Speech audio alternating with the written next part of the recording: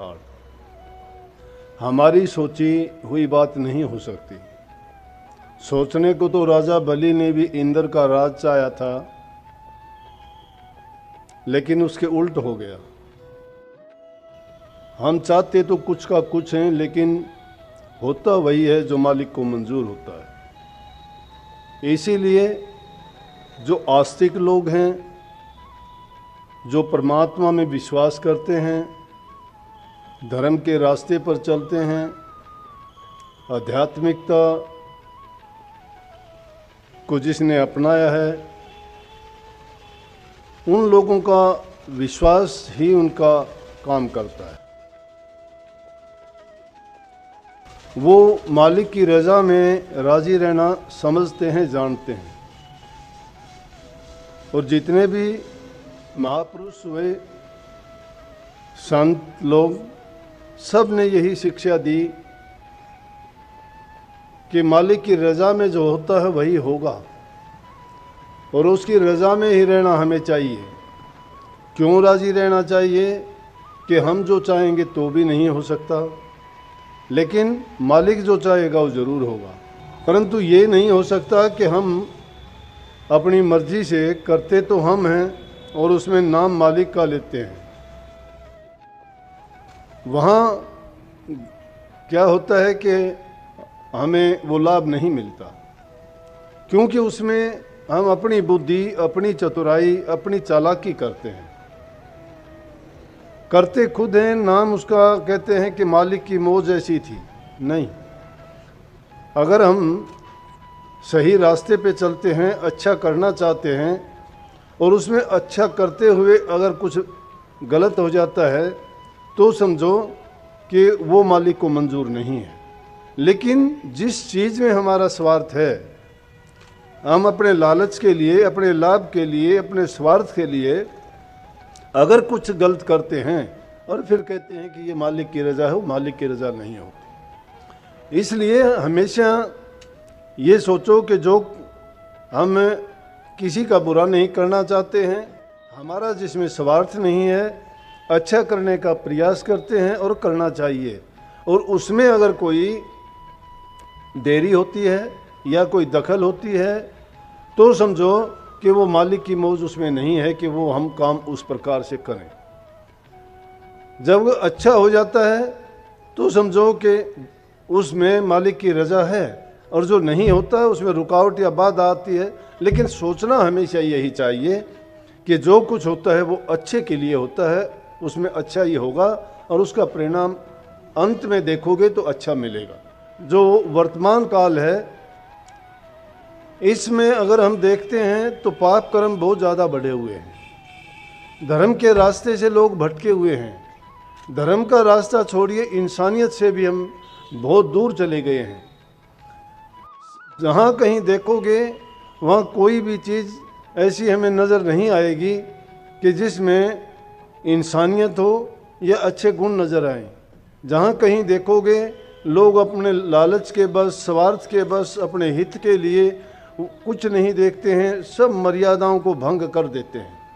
अभी ये हालात देखते हैं कितने दिन से, जो मौसम, प्रकृति ने तो जो मौसम बनाया वो बनाया, लेकिन इंसान ने उसमें और ज़्यादा जैसे आग में तेल डालने का काम किया, वो कर दिया।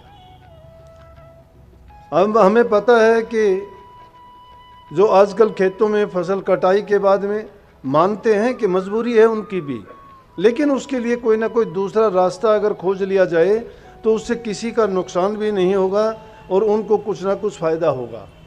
अब देखते हैं कि जो पराली है खेतों में धान के बाद में जला देते हैं, उससे हमें कितना नुकसान होता है। या जो फसल हम उगाते हैं उसमें खाद का ज़रूरत से ज़्यादा उपयोग करते हैं, कीटनाशक दवाइयों का छिड़काव करते हैं, वो अनाज इंसान खाता है, इंसान के खाने के काम आता है। उसमें देखो कितनी आज जो बीमारियां बढ़ी हुई हैं, स्वास्थ्य जितने भी बिगड़े हैं, उनके अंदर सबसे पहली चीज़ जो इंसान की खान और पान, पीना और खाना जब शुद्ध नहीं है तो रोगग्रस्त सब हो जाएंगे। तो रोगग्रस्त होने का कारण क्या है? यही है कि हमारे खान पान सारे के सारे विषाक्त हैं। भोजन जो भी देखोगे, सब्जियां जो भी देखोगे, पानी भी पीने का जो है, दूध दही जो भी चीज़ें हैं, सब में देखोगे सब में मिलावट है। अगर गाय भैंस जो घास खाती हैं, उनको जो चारा हम डालते हैं, जिसमें जवार है, बरसम है या दूसरी चीज़ें, तूड़ा है, उसमें भी हम उनको जो अनाज पैदा करते हैं, ये पता नहीं होता कि हम उसमें जहर डाल रहे हैं। हम ये नहीं जानते कि इसको कौन खाएगा, हो सकता है उसको हम ही खाएंगे। ये ज़रूरी नहीं कि किसी और के पास जाएगा, लेकिन जहाँ भी जाएगा इंसान खाएगा। और उसी लिए आज देखते हैं नई सी नई बीमारियां हैं। जो बच्चा अभी पैदा नहीं हुआ, 2-4 साल का, 1-2 बच्ची मेरे पास आती है, लड़की है छोटी 3-4 साल की, उसको शुगर है। अब बताओ उसकी ज़िंदगी कितने, वो कब तक बेचारी उस रोग से कितना कष्ट उठाएगी, कैसे वो ज़िंदगी को पूरी करेगी। किसी को ब्लड प्रेशर की बीमारी है, किसी को बुखार हो जाता है तो वो महीनों तक उसको नहीं उतरता है, उसमें शरीर में चलने तक की हिम्मत नहीं रह जाती है एक बार बुखार आने के बाद। जब इंसान का शरीर स्वस्थ नहीं है, उसमें अच्छे विचार कहाँ से आएंगे। जो इंसान दुखी है अपने शरीर से, मन से, तन और मन जिसके दुखी हैं दोनों के दोनों, तो कहाँ वो अच्छी बात सोच सकता है, कहाँ भक्ति की बात सोच सकता है, कहाँ अपने जीवन को सही रास्ता दे सकता है। पहली ज़रूरत है कि हम सिर्फ अपनी चीज़ें नहीं सोचें। इसलिए हमारे महापुरुषों ने कहा कि पर उपकार करो, स्वार्थ से बंधे नहीं, दूसरे के हित की बात सोचो। रामायण जैसे ग्रंथ में भी लिखा गया है कि पर हित समान धर्म नहीं कोई, कि दूसरे की भलाई करने के समान कोई धर्म नहीं होता है। आदमी अपना अच्छा बेशक ना करो, दूसरे का अच्छा करोगे, तुम्हारा बदले में अपने आप अच्छा हो जाएगा। क्योंकि जो हम अगर दूसरे का हित सोचते हैं, दूसरे का अच्छा करने की आदत डालते हैं, तो दूसरा भी हमारे प्रति वैसा ही सोचेगा।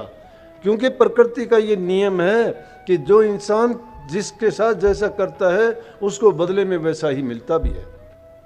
अगर किसी का बुरा हम करते हैं तो हमारा भी बुरा हो जाएगा। ये नहीं ज़रूरी कि अभी हो जाए, हो सकता है थोड़ी देर सवेर हो सकती है, लेकिन बुरा अवश्य होगा, इसमें कोई शक नहीं है।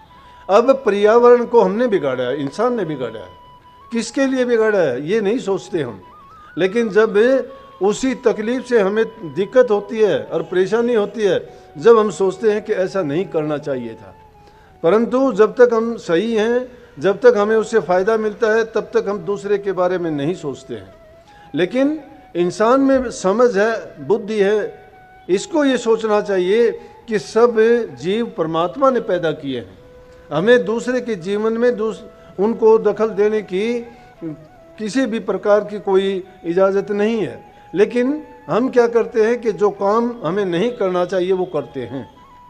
दूसरे के जीवन में, दूसरे जीवों की दिनचर्या में, उनके जो भी कर्म हैं उनमें हम बाधा बन के खड़े होते हैं। प्रकृति के जो नियम हैं उनको सबको हम तोड़ते मरोड़ते हैं। अंधाधुंध पेड़ों की कटाई की, जंगल नहीं है आज। नदियों के रास्ते रोक दिए हमने, आज पानी नहीं आता है नदियों का। पानी की कमी की आज सब रट लगाते हैं कि पानी नहीं मिलेगा। नदियाँ कहाँ हैं, पानी कहाँ से आएगा। नदियों को रोक दिया गया। जहाँ झील थी उनको मिट्टी से भर दिया गया है। पहाड़ों को तोड़ के सब बिछा दिए गए हैं। जो प्रकृति ने चीज़ें बनाई थी वो नहीं है। जंगली जीव जंतु में खत्म है। पक्षी जो होते थे आज वो नहीं है। ये सब पर्यावरण की शुद्धि के लिए प्रकृति ने अपनी चीज़ जो बनाई थी उसमें कहीं भी उसने ऐसा नहीं बनाया कि वो किसी के रास्ते में बाधा बने या किसी को तकलीफ और दुख दे। आज जंगल नहीं है, वन्य प्राणी खत्म हो गए। ऐसी ऐसी जातियाँ प्रजातियाँ थी वो खत्म होती जा रही हैं। उनको अब ढूंढते फिरते हैं कि उनको कहाँ से ढूंढ के लाएं। और आने वाले समय में ऐसा समय आएगा, शायद वो जीव जंतु पशु पक्षी किताबों में और सिर्फ नाम के रह जाएंगे, देखने तक को नहीं मिलेंगे। इंसान ने सिर्फ अपने हित के लिए वो सोचता है कि ये मेरे लिए बने हैं, मेरे सुख सुविधा की चीज़ें हैं, और उनके लिए सब चीज़ों का उपयोग इस ढंग से करता है कि उनको बिल्कुल जड़ मूल से उनका विनाश कर दिया। लेकिन ये नहीं सोचता उसके साथ साथ उसको भी कष्ट होता है। ये भक्ति की बातें नहीं हैं। लेकिन जिस प्रकार से हमें किसी चीज़ को करने के लिए उसको ज्ञान होना चाहिए, भक्ति में भी ये चीज़ें बहुत ज़रूरी हैं कि अच्छा स्वास्थ्य होना चाहिए, माहौल वहाँ का अच्छा होना चाहिए, घरों में प्यार प्रेम शांति होनी चाहिए, आपस में मेल जोल होना चाहिए, आदमी का आचरण अच्छा नहीं है, आदमी की बोली में रस और प्यार नहीं है, आदमी का कर्म अच्छा नहीं है, इंसान का चरित्र अगर बढ़िया नहीं है तो भक्ति क्या, वो कुछ भी नहीं कर सकता। इसलिए ये ऐसी चीज़ें हैं कि इंसान को पहले इनकी ओर ध्यान देना पड़ेगा। अगर ये चीज़ उसके पास अच्छी है, वो सब मर्यादाओं का पालन करता है, किसी का बुरा नहीं करता है, घरों में जिसके प्यार प्रेम है, बूढ़े बुजुर्ग की जहाँ इज्जत कदर होती है, वाणी से किसी को दुख कष्ट नहीं देता, मीठा बोल के आदमी सबको अपना बना लेता है। जिस प्रकार से कही गई है कि कागा किसका धन हरर, कोयल किसको दे, जी बड़ी के कारण जुग अपना कर ले। काग किसी का कुछ छीनता नहीं है, कोयल किसी को कुछ देती नहीं है, लेकिन एक वाणी का ही तो मिठास है। कोयल को तो देखते ही हम सब क्या कहते हैं, और कोयल को देख के हम सब कितने खुश होते हैं, क्योंकि सिर्फ उसकी बोली जो है उसमें रस नहीं है। तो हमारी भी बोली में वाणी में रस नहीं होगा। वाणी अनमोल है। बोलने से पहले सोच लेना चाहिए कि इससे किसी को कष्ट तो नहीं होगा। बोलने से पहले सोचना चाहिए कि मेरे इसके वाणी के बोलने से उसको कितना सुख होगा।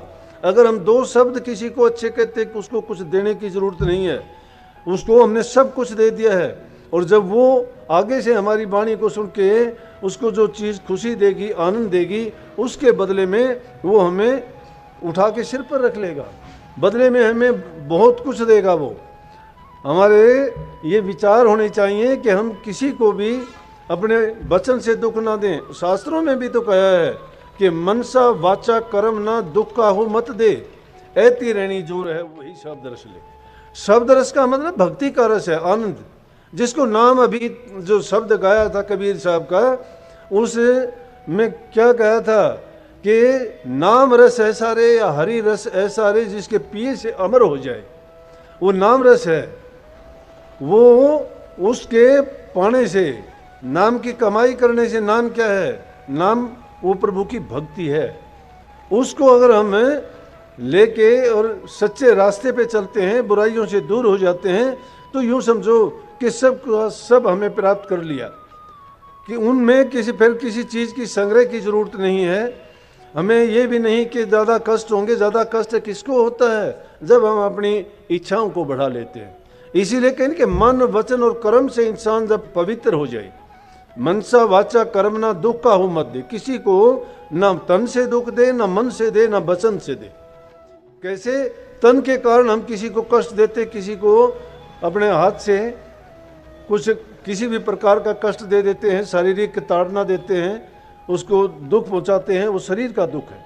लेकिन शरीर से सेवा अगर करेंगे तो कितनी भलाई के काम कर सकते हैं। अंधे को रास्ता दिखा सकते हैं, कि जो आदमी चल नहीं सकता उसको एक जगह से दूसरी जगह पहुंचा सकते हैं, जो इंसान हाथ पांव से लाचार है उसको हम भोजन खिला सकते हैं, अगर वो गरीब भूखा है तो उसको कुछ अपने कमाई में से दे सकते हैं।